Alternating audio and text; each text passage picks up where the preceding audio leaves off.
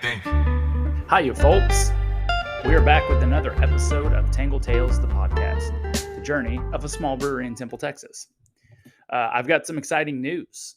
For those of you that do not follow the social media accounts, I delivered my first keg of beer to another bar in town, actually in Troy, about 10 minutes north of Temple. But I wanted to kind of overview what that process was like and kind of share my thoughts on the experience. So Tanglefoot's been open for 2 years, and this is the first keg that I've sent out into distribution. The reason that it's taken so long, the first year and a half, I was under a separate license and didn't want to get one. I couldn't produce enough beer to send out into the market, which has been the main case since I've opened. The main reason, rather, that I haven't sent anything out, and the second reason was I didn't want to get label approval under the other license, which was under my dad's name, and so I waited until I relicensed the brewery into my name, which happened officially in March.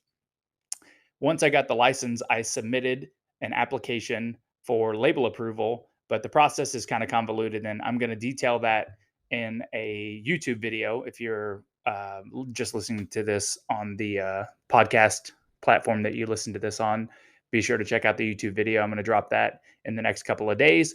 But essentially, you have to get approval from the governmental authority regulating agency called the TTB. And once you get that certificate, you then submit that certificate to the Texas governing authority, which is TABC, and they will review it and then approve or deny the label for you to sell that product in the market. So TABC takes much longer than TTB. And I submitted these back in I can't remember if it was late March or late April, but I submitted it and it took about 30 days for me to get the approval. And finally, I received the label approvals for the beer that I wanted to send out to distribution. So I have label approval for the 10, 12, and the 13 degree Tamave, 10 and 12 degree pale lager. And I received that and then reached out to the two accounts that I have been hit up by that were interested in carrying my beer. So I still can't produce enough beer to justify sending a lot into distribution. I'm currently working on that. I know I've mentioned it several times, but all of it comes down to just investing in more equipment, which is, challenging when sales aren't super, super great. So what I did was I got label approval for slims, so basically 5 gallon kegs, and reached out to the accounts. And Troy got back to me immediately, and Troy Lumberyard, that is, and they were interested in picking up a keg of the 12 degree pale lager. So I kegged it up, slapped a label on it, and then dropped it off. And they are now serving the 12 degree pale lager on tap from Tanglefoot. So that's super cool. They're a great bar and restaurant, and they have a huge emphasis on local craft beer. So that's really exciting to see. I've heard some good feedback from folks that have already had pints there, so that's nice. And I look forward to sending out a keg this week, if not next week, to another bar in town called Fox Dog. They've been looking to get Tanglefoot beer for probably a year and a half, pretty close after I initially opened up. So they're super great people out there too, and I will be sending another keg to them. So you will, if you're in Temple, I'm not exactly sure who's listening to this, but if you are in Temple, Texas, you should be able to find a couple of kegs of Tanglefoot around town. And then once I can scale production, I'll start sending out some more kegs. Unfortunately, my production plus my canning operation is not adequate for sending beer out into distribution in cans. And so you won't see any cans of Tanglefoot anytime soon. That'll take a ton of resources to make that happen. So wouldn't expect that anytime soon, but who knows? Maybe it starts taking off and people are really interested in having Tanglefoot cans. So, and then I would have to justify getting some more equipment. But yeah, so that's one really cool thing that's happened since the last time I jumped on the podcast. Other things, nothing too crazy. Just yeah, sales are still kind of slow. The summer months are a weird time. It's getting hot.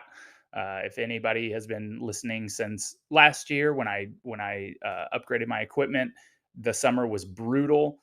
It gets really hot in the back area. It's basically a cinder block building, and I have an indoor glycol unit, so all the heat just recirculates and it gets hot and hot and hot, and it makes maintaining fermentation and, well, not fermentation as much as like cellaring and lagering temperatures at like that 36-degree temperature range.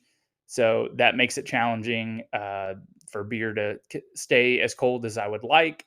I'm I would like to fix that problem, but again, I would probably need to get a bigger glycol unit in order for that to be completely solved. But we'll kind of play it by ear. I'm hoping that it's slightly less hot than it was last year, but again, we'll see. The cold liquor tank uh, is kind of the next obvious thing that I need to purchase, and I'm looking into a couple of vendors that have like 300. I think it's like 200 or two to 300 gallon rectangular plastic tanks that I can put into one of the walk-in coolers, and basically I'll fill that up with my water, and it'll maintain at the walk-in cooler temperatures, and that would give me a lot more cold liquor to knock out with. Because right now I'm using one of my bright tanks as a dedicated cold liquor tank, and it's 4 barrels volumetrically, and I need closer to like 4.5 to 5 barrels to knock out effectively. So that's been a challenge. So I could brew slightly more beer if I had that, and I would be able to knock out more effectively, which is always nice. I posted a YouTube video last week that was the top 5 tips that I have for brewing better beer at home or even in a commercial brewery, and that kind of went over pretty well. I got some good feedback on that, but yeah, kind of a kind of a fun video to film. But outside of that, just focusing on growing the audience and getting more people through the door. Oh, this just happened today, like an hour ago, but my Instagram just surpassed 1,000 subscribers, so that's cool. It's been a long time coming. I've had that page for about 3 years now, so finally got 1,000 subscribers, and I don't know, it's kind of a cool little accomplishment. So thank you for everybody that has subscribed to the